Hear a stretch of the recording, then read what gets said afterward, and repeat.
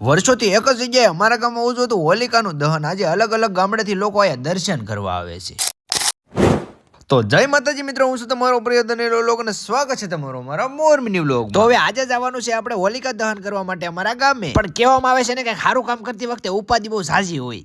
શું છે ક્યાંય તો કેમ ઊભો છો? હાલો ને જવું નથી. ક્યાં જવું છે? હોલિકા દહન.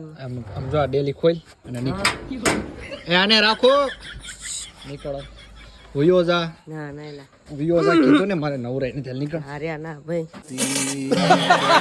પણ પછી એપલકણી વેજાને માણ કરીને મને બે પગવાળી ફોર્ચ્યુનર કાઢીને હું નીકળી ગયો મારા કલેજાને લેવા. તમને બધાને ખબર જ હશે કે વાંઢાવને એક જ વખત ફરવામાં હોળી આવે ને પવણેલાને કાયમ હોળી જ હોય.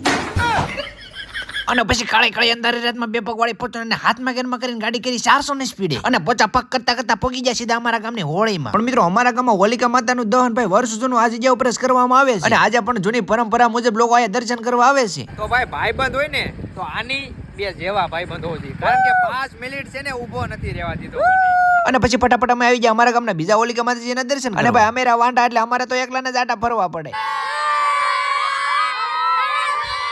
ત્યાં બધા નાના કલેજાઓને મળીને અમે આવી જાય સીધા પેટ્રોલ પૂરવા, કારણ કે વાતની ખબર પડી કે અમારી ગાડીમાં કોઈ પેટ્રોલ ચોરી ગયું.